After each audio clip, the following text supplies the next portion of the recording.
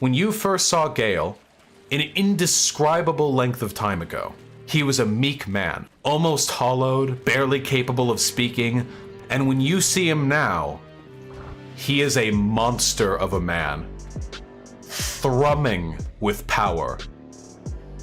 And do you know why? When you broke the spell of time, you were transported to the actual time. But he wasn't there for that. He wasn't there for the spell being broken.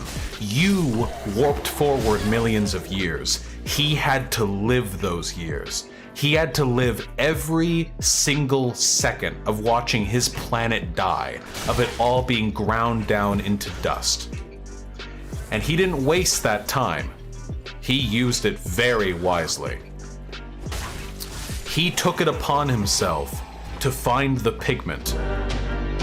He took it upon himself to reunite the Dark Soul. The Dark Soul split amongst countless billions of humans he has for the past epoch, for the past era, been eating them. Every human, every pygmy he can find, he single-handedly consumed not just the bodies, but the souls of all of humanity, taking within himself the Dark Soul.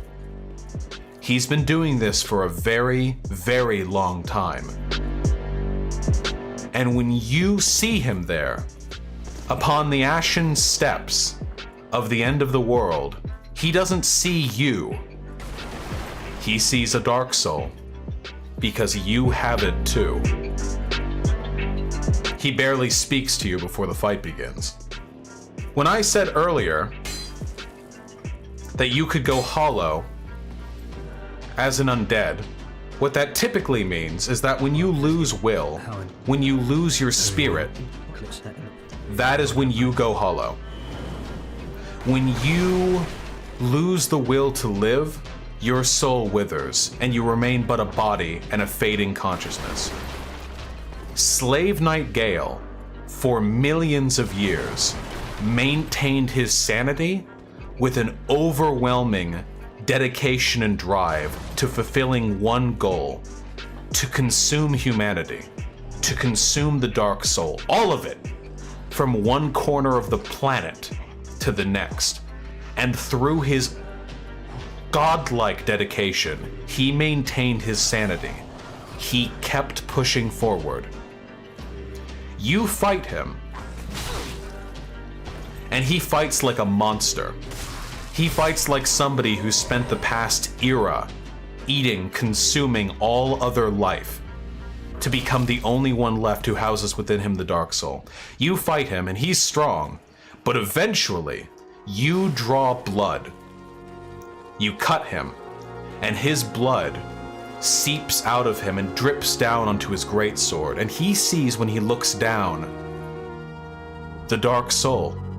It's been so long since anyone was strong enough to wound him, he hadn't seen his own blood. He hadn't realized his blood was the blood of the Dark Soul. His blood was black. And the moment he realized that within him was the pigment of humanity, the summation of the Dark Soul, a collection of the power that would have driven an era of the world, he goes hollow. His purpose has been fulfilled. His purpose was to unite the Dark Soul, and he did it. He goes hollow, and you know that because there are weapons in this game that deal extra damage to hollow enemies, and they only happen after that. They only happen after that part of the fight. The moment he realizes his purpose has been fulfilled, his mind goes blank. And you fight not the withered monster of a man that has survived 1,000,000 years in isolation. You fight the instincts of that man. You fight what he would have been had his mind not been rotted by 1,000,000 years of war and isolation. You fight Slave Knight Gael, and he kicks the shit out of you. Unless you're very good at this game, like me. He is a god of war. He spins and pirouettes, he fights like a man, He's a beast and a man. He has a crossbow. He summons fire and lightning. When he attacks you, so overloaded is he with the power of the Dark Soul that the souls of the countless humans he's consumed come out to attack you as well. He fights you in a thrilling, climactic battle, lightning and storm raging, two demigods fighting at the end of the world. Two monsters duking it out for the Dark Soul atop the barren ashen wastes of a billion failed cycles of the First Flame. Huh? Nope. He's here. Nope. He's here. Nope, I'm on a lore rampage. He's hurt. Nope. Can you hear him? What? Can you hear him? I cannot? He's hurt. I will keep it in mind. He wants to. Literally at the climax. I fucking hate her. Anyway, these two demigods duking it out at the end of time and space. And eventually, you kill him. You defeat him. And you take from his body the blood of the Dark Soul. You take from his body the Dark Soul. Not some middling fragment you've been in possession of all this time. Not some pithy, dark sign-laden, cursed vestige of the Dark Soul. You take the Dark Soul, the catalyst for an era of the world, now impossible. And because you, bound to the bonfire as you are, undead as you are capable of warping between the bonfires. This is a canonical in-game thing you can do. It's not just like a gameplay contrivance. You're capable of going back to before the ashen wastes of the world clashed into nothingness. You go back to the painted world of Ariandel. You find that quiet little girl with the braided white hair. And you give her the pigment of the Dark Soul. This won't be like any other painted world you've seen before, because the painted worlds you've seen before were not literally painted with the power to begin a new world. And she paints with it. And she says it will be a cold, dark, gentle, and kindly place. And that is how Dark Souls ends. That is the last portion of Dark Souls that will ever be written, in my opinion. That's a very satisfying ending. It's a very good game.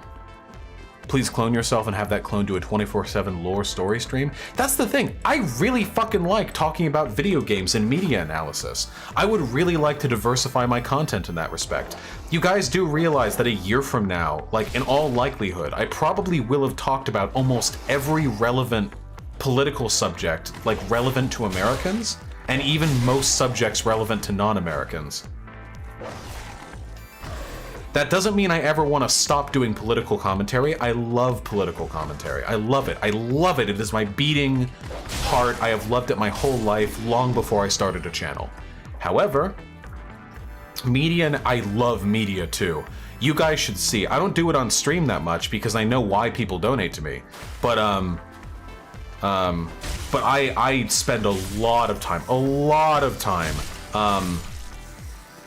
talking about media with my girlfriend, thinking about it, dissecting it. I care about it so much. So from an axiomatic perspective, I consider art and media to be the reason why humans are alive. This is the one thing we do that nothing else on this planet can. Well, there are many things we can do that others can't, but still, this is the thing I care about.